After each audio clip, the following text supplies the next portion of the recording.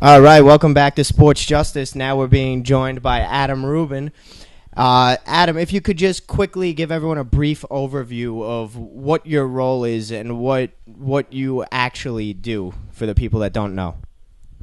Well, I've served as the Mets beat writer for 12 years. Initially, that was with the New York Daily News, but for the past 5 years, I've been with ESPN. And obviously, technology has changed the job dramatically from when I first started. It used to be either you had it in the newspaper or you didn't have it in the newspaper. Now, obviously, there's been the advent of Twitter. The internet is more prominent in delivering the news, so really it's become more of a 24/7 job as opposed to once a day kind of producing an article that gets in the next day's paper. All right, and as most people would know, you were at the winter meetings. What do you think of all the moves the Mets have made moving forward so far? Well, I'm sure Met fans are frustrated when they see all the action around baseball, and the Mets, for the most part, have been inactive. They have added Michael Kadire. That was very early in the offseason. In early November at the GM meetings, they added John Mayberry Jr., the combination both being righty hitters who primarily play outfield, although Kadire sounds like probably is going to end up playing first base against a fair amount of lefties. That hopefully, from the Mets' perspective, gives them more success against lefty pitching next year. Sandy Alderson noted just in the last few days that the Mets were second to last in baseball and OPS against left-handed pitching last year. So that was the design there. Obviously, there's frustration that they're not really addressing the shortstop. They're not being very aggressive there, and it sounds very likely at this point like Wilmer Flores will be the shortstop. Other needs such as lefty relief, they're just going with minor league contracts, and the Rule 5 pick, Sean Gilmartin, will compete with that, Scott Rice. So a little frustration there, I'm sure, among Met fans. But this is a team that won 79 games last year. If you replayed the season with the team the Mets finished it with, probably they would creep over 500 because you're talking about Mejia and Familia as the closers and the back end of the bullpen instead of Farnsworth, Valverde early on. David Wright should be healthy now. I just spoke to him today. He's starting to swing a bat again. The shoulder should be fine. So, I mean, as I said, I don't think Met fans are thrilled, but clearly this is a team that should be above 500 next year, and if you're above 500, you're in the wild card conversation at least. Speaking of Wilmer Flores, as you mentioned before, I've heard some good things about him this offseason in Venezuela with what he's been doing to get himself in baseball shape and get himself ready for next season. How do you think what he's been doing is going to translate to his play this upcoming year?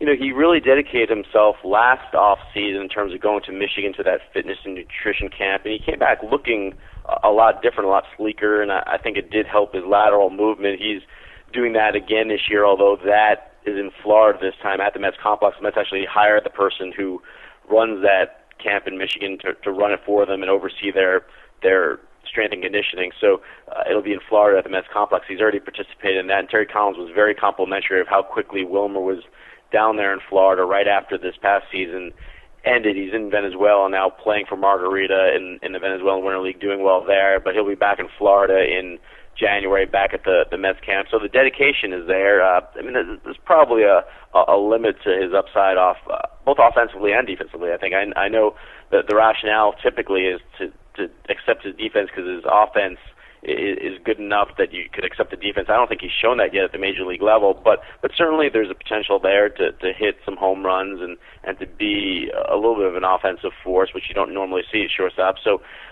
hopefully the defense will be passable and the offense will be good enough to justify that defense. All right, this is Paul Bonanno now, Mr. Rubin. Thanks for joining us. And just in case it doesn't work out with Flores, like you said, it's not really a sure thing. Who else do you think can fill in at that position just in case? Now, they tendered Ruben Tejada a contract, so he's still around. It's always a fallback option for the Mets.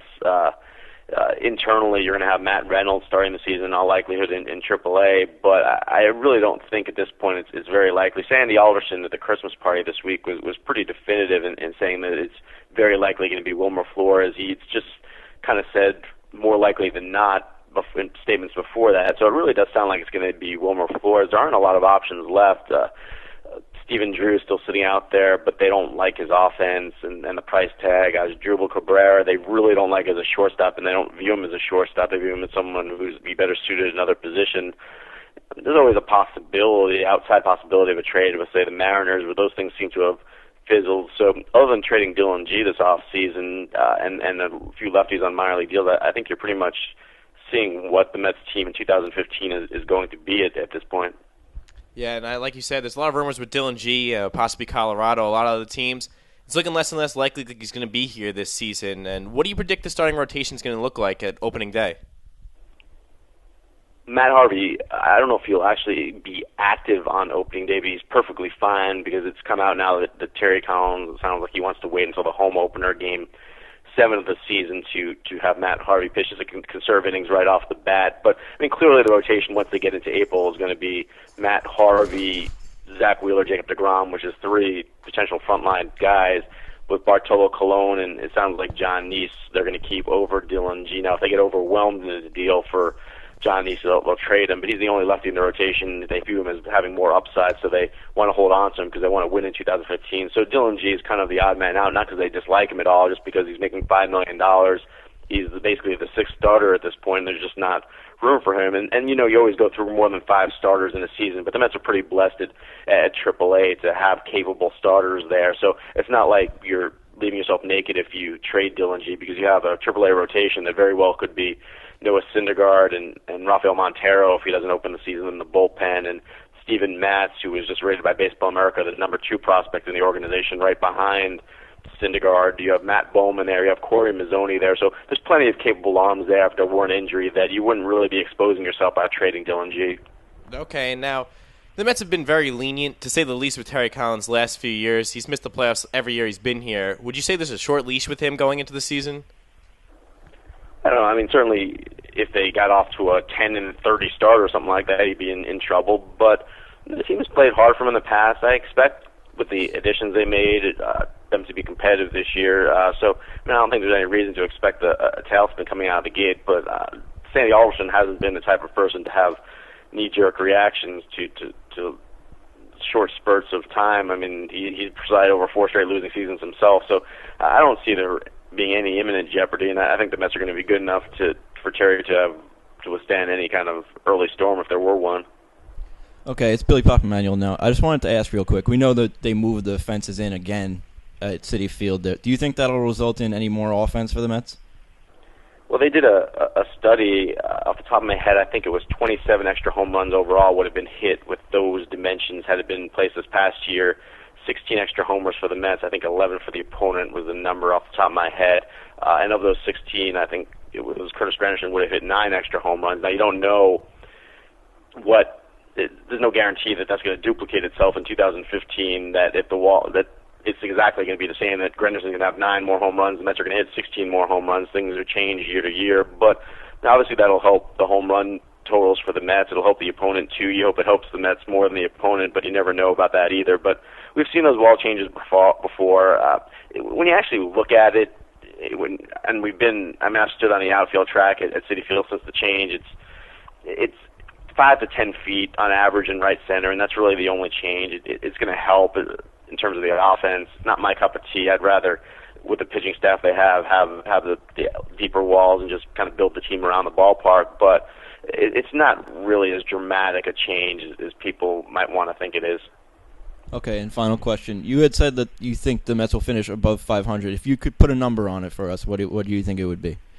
Well, I think they're probably like an 83, 84 win team, which will be close enough to the wild card. That's not going to get them in the wild card, but it's close enough to be in the conversation. And then maybe they go out and make a trade if they need to on July 31st if they are that close. And the reasons I say they should be 83 or 84 win team is, as I said, they won 79 games last year. That was with Farnsworth and Valverde handling the bulk of the back-end duty early on in the season. Now they have Parnell coming back within a couple weeks of opening day from the Tommy John surgery. They'll have Mejia, Familia, Vic Black.